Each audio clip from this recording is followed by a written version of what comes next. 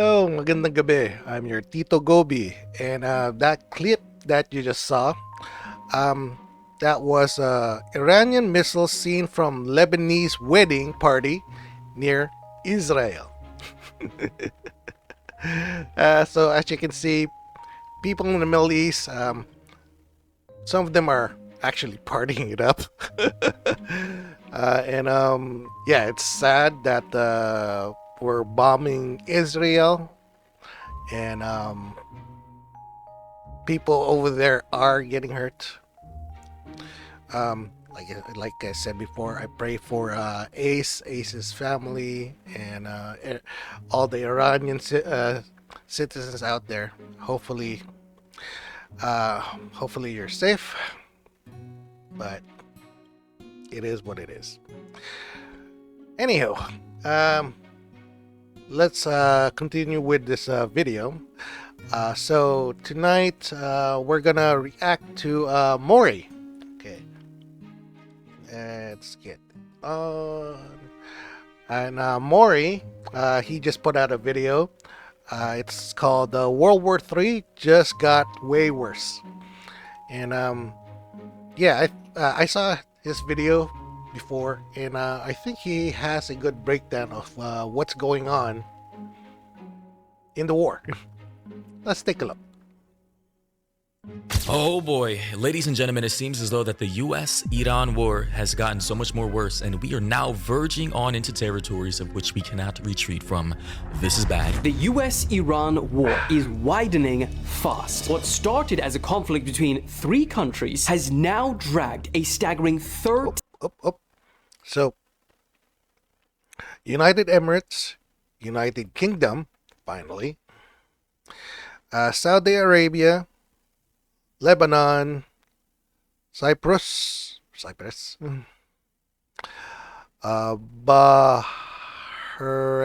Bahrain, Qatar, Syria, Oman, Jordan, Kuwait,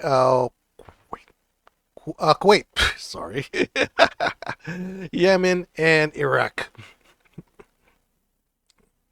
So, of course, you got to add U.S. and Iran in there. So that's like what? 1, 2, 3, 4, 5, 6, 7, 8, 9, 10, 11, 12, 13. Plus the U.S. and Iran, that would be 15. 15 countries. into the fallout. And I just gotta say, after seeing and absorbing various medias related to this war, I now have a better understanding as to why all these countries and regions are involved, and that's because Iran is crashing out. Basically, they're threatening to destroy the Strait of Hormuz, which is basically, quickly summed up, is a waterway necessary to transport vital energy supplies like oil. In fact, based off of what I heard, 20% of all the global oil transported is transported through this strait, and many Asian and European countries use this for their energy production to keep their societies alive, essentially. So if that is threatened, a lot of countries will starve in under a year. And Iran is basically saying, hey, continue with this war. You'll see just how far we're willing to go. We will starve you out. And today marked a major escalation because Iran struck UK military bases in Cyprus, meaning for the first time this war has now officially touched European territory. And they're only doing that because basically they've also said any country within their perimeter, their radius, that their ballistic missiles can reach, they will be attacking US military bases because, hey, you're in cahoots with the USA, and we do not like that. Essentially, a lot of this is collateral damage. Now, in response, the UK has authorized the United States to use its military bases to help destroy Iran's missile systems, and a member of the European Parliament for Cyprus is already calling for action. Cyprus is an EU territory, and one attack on a member state should be considered as an attack to the entire European Union. This is how we gradually slide into something that becomes a global phenomenon, and we don't want this. We want and we expect a united response from the entire European Union. And that wasn't the only development today. Lebanon has now been dragged into this conflict as well after Hezbollah launched strikes on Israel in solidarity with Iran. Yes, Hezbollah. We've not heard from them in a while, but they're now back in the fray. And if you guys don't know, according to Wikipedia, Hezbollah is a Shia Islamist Lebanese political party and paramilitary group. So they're pretty much what we would consider extremist. And to my knowledge, Shia is a subset faith under Islam, which makes up 10 to 15% of the faith. And these people, they're basically the barbarians of the Islamic world. They literally, especially during Ramadan, which is now, are sacrificing their lives. They're that are extremist.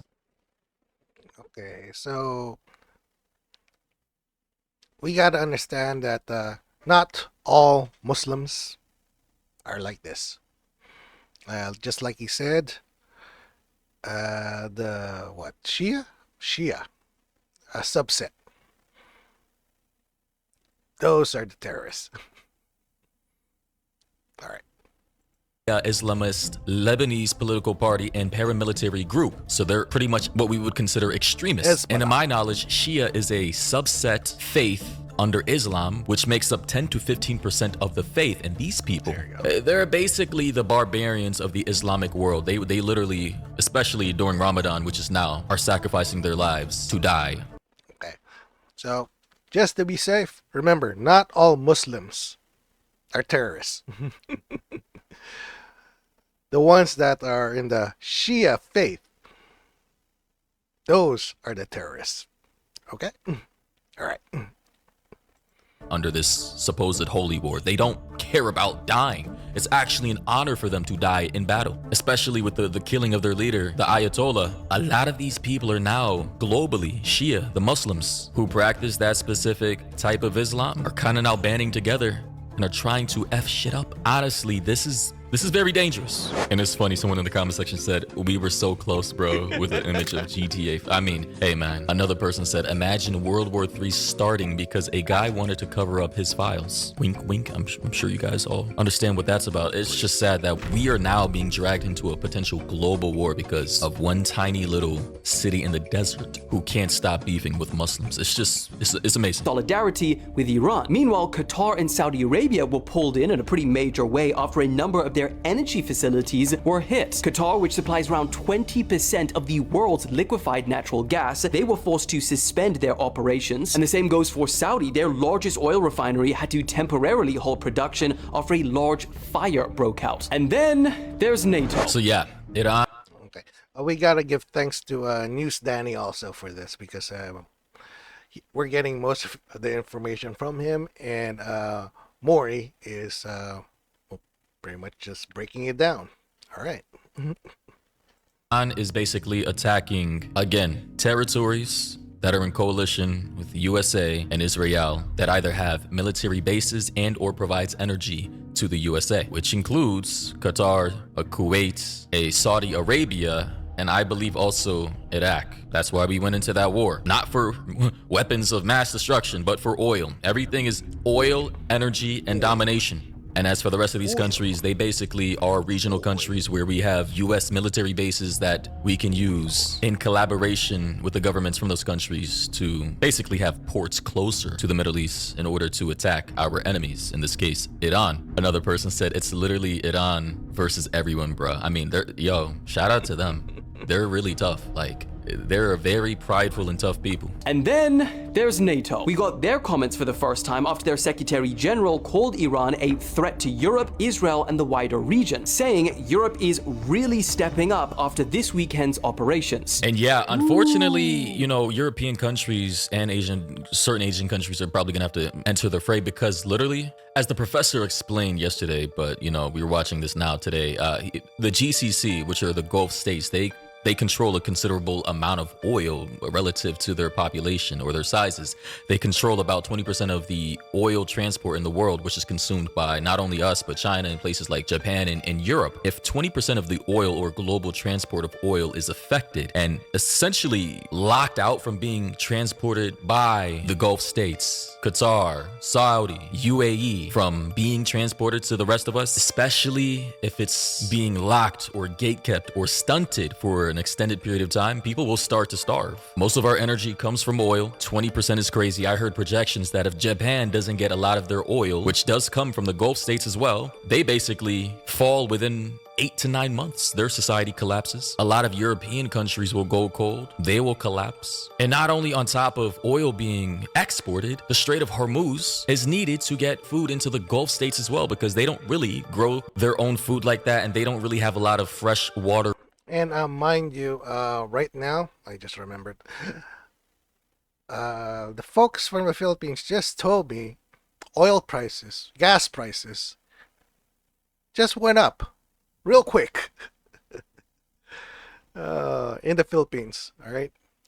So if your gas prices are like $5, $6 or something, imagine in the Philippines or Malaysia or anywhere else in the east, they are probably higher than yours. Reserves. A lot of their oil is transported to us in exchange for food, water, money. So it's a mutual beneficial relationship. And guess who knows that? Iran. They understand how important this choke point is, and they are willing to crash out even though they need this choke point themselves. At this point, it's like a war of attrition. Let's see who dies first. And because they're so extreme and they are the Shia Muslims, they're very prideful, and they will crash out to the end. I don't think people understand. And of course, that's an oversimplification of what is currently going on. Yeah, so this is why I keep on saying we need boots on the ground. We need soldiers in Iraq. Send Baron, Eric, and Junior. Have them be heroes. It gets way more deep. But we are now being dragged into, again, a global conflict because certain people in the desert of a specific faith in our country who supports those people can't stop beefing with Muslims. And they want to, they also feel threatened by Iran having so many ballistic missiles and their nuclear program, them wanting to create nukes for themselves to have more power in their region. It's a whole mess. And this professor right here from Predictive History, Professor Jiang, I believe, formerly from China, now he's in Canada, he genuinely believes we may be entering World War III. There's NATO. We got their comments for the first time after their Secretary General called Iran a threat to Europe, Israel, and the wider region, saying Europe is really stepping up after this weekend's operations. But when asked if NATO forces would get involved in this situation, he made it pretty clear. He said this is being led by the United States and Israel. So for now, NATO is staying out of it. But of course, as the situation develops, I'll keep you guys updated. So NATO is staying out of it for now, quote unquote, but I believe they're already involved because once energy production... This is what I'm a bit afraid of also. Once Israel starts sending soldiers over there in Iran, I'm thinking that the Philippines will be joining them. I don't know. So I don't know what contracts or agreements that we have with Israel, but I have a feeling that the Filipinos are going to be involved in this if Israel starts sending people to Iran. Reaches a point to where it's not sustainable, and the Strait of Hormuz is in a point to where Iran is not willing to back up and allow oil to be exported from the Gulfs and imported into these countries. A lot of people will start to suffer. Gas prices will start to significantly. Iran missile shot down while heading towards this NATO nation, and that's in Turkey. Dortiot Hatay, Turkey. Sorry, I can't really say those names right, but Turkey is like right there. Significantly increase, and that'll affect food prices. And once food prices increase exponentially and oil prices, gas prices increase exponentially, and people start hurting in the pockets and people start starving, then that's when governments will have to get involved and a lot of bad shit will start to pop off. And I don't want that. Someone here said in the comment section, said, so Trump has successfully started World War III. As much as I'd like to kind of say, hey, that's an exaggeration, potentially in a way, yes. but via indirectly by supporting Israel in their efforts to try and destroy Iran. And I want people to understand, it's not because Israel is kind-hearted and they care about the people of Iran and they want to destroy an oppressive regime. No, they couldn't, they don't care. They didn't just all of a sudden gain a new set of morals. It's because they want regime change so that they can insert their own politicians to have control of Iran, insert their own little puppets in collaboration with the US so that they can have more power. And so that... Of course, those are just speculations. I can't really defend what they did to Gaza. But here I don't know if it's really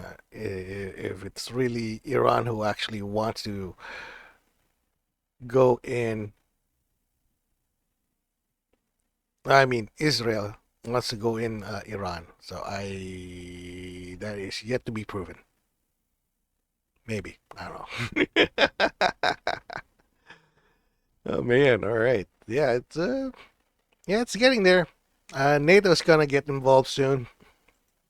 Iran is no longer a threat in that they can have more regional control over the Gulf states. Expansion, more oil, more power. And supposedly, this whole thing is supposed to die down in 4 to 5 weeks. So I heard. Hopefully that happens. But it does not look like Iran is backing down. It looks like they're willing to fight to the bitter end. So No. We kind of made our own breakdown also, right? So you got what, at least 80 million people who are, I guess, friendlies, civilians, and you got about what, we calculated about 14 million, 14 million psychopath hiding behind civilians. So yeah, this might turn out to be another Iraq war, and you might be staying there for a few years. Hopefully not, but only time will tell. we'll see what happens. But if you guys want a better understanding, somewhat, sort of, about why we are where we are now, go check out Predictive History on YouTube. Game Theory number 9, the US-Iran War. It should really be titled the US-Israel-Iran War. You know, in that video, it'll talk about the Strait of Hormuz, how important it is, how we got here, why, when, future projections, etc.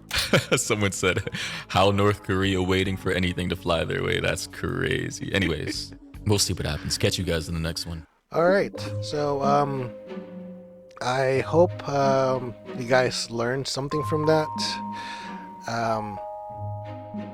It gave me a better view of what's going on myself, and yeah, we just pray for everything to be better. That's about it. And well, it is what it is. Good night.